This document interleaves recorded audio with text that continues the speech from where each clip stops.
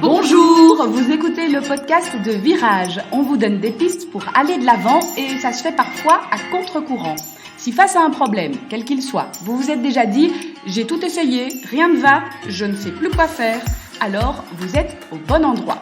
Je suis Marina Blanchard, psychologue, formatrice et fondatrice de Virage.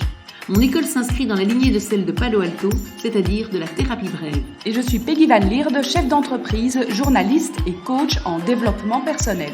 Ensemble, nous vous proposons des réflexions pour avancer autrement.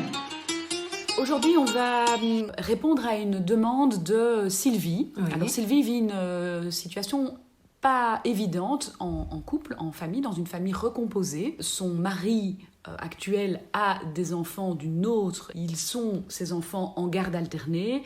Et l'ex-conjointe ne cesse de changer le programme. Oui. Donc, c'est-à-dire que Sylvie, elle, aujourd'hui, eh bien, finalement, elle ne peut rien programmer. Parce que, par exemple, elle a programmé un week-end ou simplement un resto avec des amis, une petite activité. Et bam, 3 jours avant, la garde est chamboulée. Le mari cède tout le temps. Ouais. Le papa cède tout le temps pour rester en bon terme avec son ex-conjointe, pour faire plaisir aux enfants. Mais Sylvie, aujourd'hui, elle n'en peut plus, en fait, de ces changements incessants qui rendent sa vie à elle complètement déprogrammée. Dépendante en permanence des décisions de l'autre, quoi. Voilà, c'est un peu comme si c'était une vie à 3 plus les enfants, puisque en fait, elle doit tenir compte du programme et des exigences de l'ex-femme de son mari. Comment réagit son mari? Alors quand elle lui dit, bah voilà, j'ai programmé un truc, donc lui, il a accepté donc de reprendre les enfants. En fait, il la consulte pas. Oui, c'est ça. Donc, elle n'a pas voix au chapitre. Lui, il le fait. Donc il lui impose. Il lui impose le changement de programme et il le fait pour faire plaisir aux enfants, pour faire plaisir à son ex-compagne, pour apaiser les choses. Et elle s'énerve ou elle dit ou comment elle fait? Elle a appris à ne rien dire et à en fait scinder les choses en se disant, ben voilà, ce sont ses enfants, ça lui fait du bien de les accueillir, etc. Donc quelque part, elle cède. Mais ces changements de programme lui pèsent énormément. Et donc là, à force de céder et de ne rien dire, elle commence visiblement à en avoir vraiment ras-le-bol. C'est ça. Donc en fait, son mari, en fait, ou son compagnon actuel, n'a pas conscience du fait que ça lui pèse? Non, parce qu'elle n'en parle pas. Oui, c'est ça. Ok.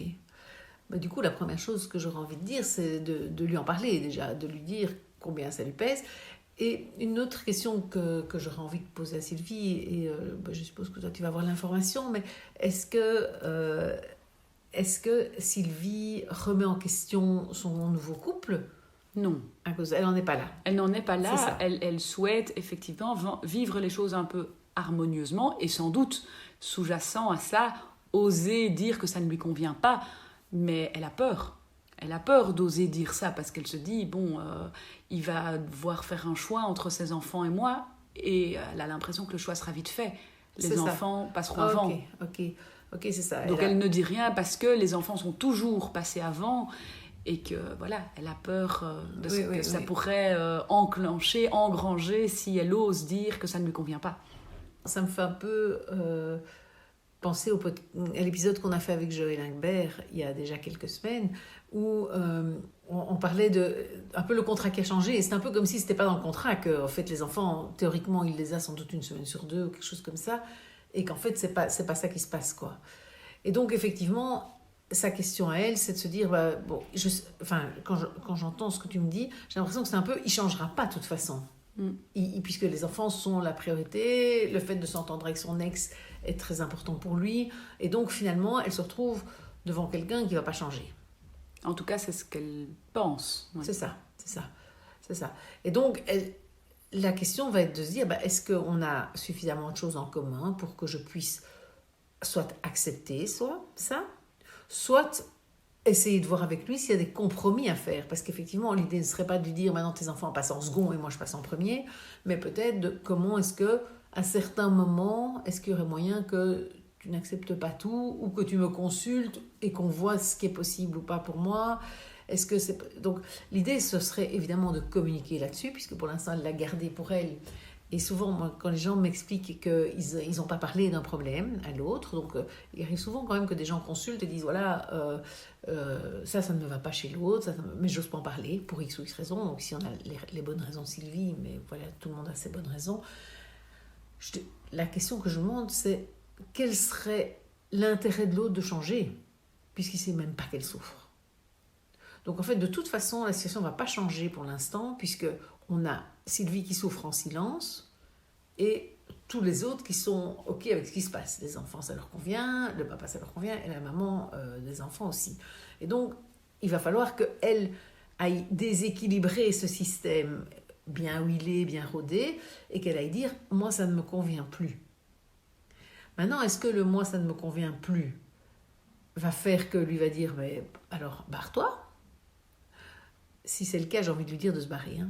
Parce que il suffit qu'elle dise que ça ne lui convient plus et que déjà, alors elle est non grata, j'ai envie de dire, c'est pas la peine peut-être de se battre pour ce couple. Maintenant, si elle pense qu'elle peut lui dire ça ne me convient plus sans lui dire je voudrais bien que ce soit toutes les semaines stricto, enfin comme c'est prévu, etc. Ok, ça ce serait de la rigidité, mais qu'elle puisse lui dire voilà, moi ça ne me convient pas que ce soit tout le temps comme ça. Est-ce que ce serait possible que de temps en temps quand même on priorise sur nos activités à nous, etc. Ouvrir une discussion, j'ai envie de dire, qui serait constructive, qui n'est pas de tu dois, de dire à son compagnon tu dois changer, mais plutôt, et c'est là que ça rejoint un peu ce dont on a parlé Joël, mais plutôt qu'est-ce que tu es prêt à changer toi et moi je suis prête à accepter. Mais c'est vrai que pour arriver à ce modus vivendi ou ce compromis, il va falloir qu'elle prenne le risque de parler.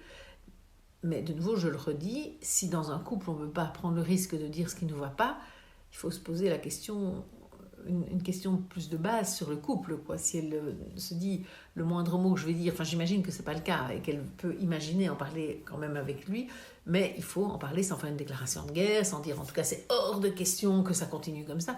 Non, c'est lui dire écoute, ça me fait souffrir, ça ne me va pas, là j'ai dû annuler ceci, là j'ai dû annuler ça. Comment est-ce qu'on peut s'organiser autrement, comment est-ce qu'on peut changer les choses pour que toi ça te convienne, pour que ça convienne aux enfants, mais en sachant qu'à certains moments, on privilégie aussi notre couple. Et là, quand je t'entends dans la manière de communiquer, c'est aussi utiliser le « je ». Hein. Tu dis comment est-ce que je souffre de la situation plutôt que de dire tu acceptes tout de ton ex. Ça change tout pour l'introduction, en tout cas, de la discussion. Partir de cette souffrance que Sylvie ressent et alors exprimer effectivement ses émotions, ce qui se passe, et puis trouver effectivement le juste équilibre, l'aménagement possible. Si c'est possible. Après, c'est peut-être pas possible. Hein. Peut-être que lui va dire, moi, il n'est pas question de rien changer. Et là, Sylvie va se retrouver face à autre chose, c'est-à-dire qu'elle aura essayé et qu'elle devra se dire, voilà, soit je l'accepte comme il est, avec cette priorité absolue mise aux enfants par rapport à toutes nos activités à nous, soit je l'accepte pas comme ça et je pars. Soit j'essaye de changer ça, mais bon, clairement, la première discussion va montrer quelles possibilités de changement existent ou n'existent pas. Mais je pense que de toute façon, aujourd'hui, tant qu'elle se tait, ça c'est sûr, elle permet le maintien de ce qui la fait souffrir en fait, puisqu'elle dit rien, il n'y a aucun inconfort pour le papa des enfants, pour les enfants, enfin, il n'y a aucune raison que ça change. Si on élargit un peu le sujet, parce que peut-être que d'autres personnes que Sylvie vivent cette situation et réagissent autrement, et qu'on imagine qu'en fait elle réagit et qu'elle a l'habitude de faire, de lancer plein de petites piques, etc.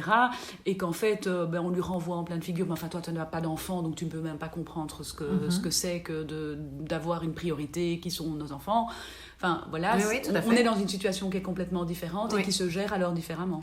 Oui, c'est-à-dire que là, il y a déjà eu quelque part des essais, alors peut-être maladroits, et c'est là qu'il va falloir voir évidemment comment la communication s'est faite. Comme tu disais, si ça tourne chaque fois en conflit, peut-être se poser la question de comment je peux amener ça autrement, ou bien comment je peux mettre des conséquences aussi. Parce que j'y pensais juste au moment où tu as dit on peut voir un autre cas de figure, et j'étais en train de me dire aussi Sylvie pourrait décider d'aménager sa vie en se disant lui renonce à tel dîner avec des amis qui était prévu, mais moi j'y vais. En fait, Sylvie pourrait aussi vivre sa vie, qu'elle soit la Sylvie qui parle ou que ce soit la Sylvie qui ne parle pas, et se dire, voilà, moi, ok, il décide de garder les enfants, tant pis pour le resto, il n'ira pas, plutôt que de bouger le resto. Elle pourrait se dire, voilà. Et donc, c'est aussi une manière de mettre des conséquences sans entrer dans un conflit violent. C'est de dire, c'est dommage, il y avait un resto prévu avec Martin et Sabine, écoute, moi j'y vais quand même. Alors voilà. Et ça, ce sera intéressant de voir si pour lui, ça devient pénible et que ça devient un inconfort d'avoir ses enfants, ou si lui s'en fiche, ce qui est possible aussi. Hein. Donc, l'idée, c'est pas de se dire, si je mets des conséquences, ça va bouger chez lui. est-ce que mes conséquences seront suffisamment mobilisantes, seront suffisamment désagréables pour lui, qu'à un moment donné, il y a un inconfort qui fait qu'ils se disent je veux dire non à mon ex-femme parce qu'on a un truc prévu, ou qu'ils se disent je demande à Sylvie quand même si on n'a rien de prévu parce que je ne voudrais pas rater quelque chose encore une fois à cause de mon ex-femme qui fait la girouette, quoi. Et donc ça, je pense que ça vaut la peine. Et ça, avec les deux Sylvie, quelle qu'elle soit, c'est intéressant de réfléchir à cet inconfort. Parce que la Sylvie qui s'énerve et qui dit voilà, et qui se fait du coup réprimander sur le fait qu'elle ne comprend rien aux enfants, etc. Ben aussi, peut-être qu'elle pourrait, plutôt que de faire ça, qui la rend plus désagréable qu'autre chose et qui risque de lui faire finalement de donner encore moins envie, j'ai envie de dire, à son nouveau compagnon d'être avec elle, ce serait plus intéressant plutôt d'être sympa en disant c'est trop dommage, on avait prévu un week-end à Paris là, avec machin et machin, ou avec une bande d'amis, écoute, moi j'irai quand même, c'est pas grave, oui je comprends, pour tes enfants c'est trop important, reste avec tes enfants et tout ça, moi je vais profiter avec les amis. S'il y a un ami célibataire dans la bande, c'est pas mal non plus. Non, mais ça peut être un inconfort supplémentaire. C'est-à-dire que l'idée, c'est vraiment que pour l'autre, il y ait une conséquence au fait qu'il cède toujours à son ex-femme. Parce que tant qu'il n'y a pas de conséquence, ou si la seule conséquence, c'est une Sylvie qui l'engueule et que lui rabat le caquet, en fait, pour lui, c'est pas une conséquence. Et ça, il faut se rendre compte, parce que certaines personnes disent, mais si, il y a une conséquence, parce que chaque fois, je lui dis que ça ne me va pas, chaque fois... Mais pour beaucoup, le fait d'entendre que ça ne va pas, il n'y a pas de conséquences concrètes en fait. J'ai juste quelqu'un qui râle à la maison et je me dis, c'est quand même pénible. Et ça risque de ne pas jouer en sa faveur, celle qui râle.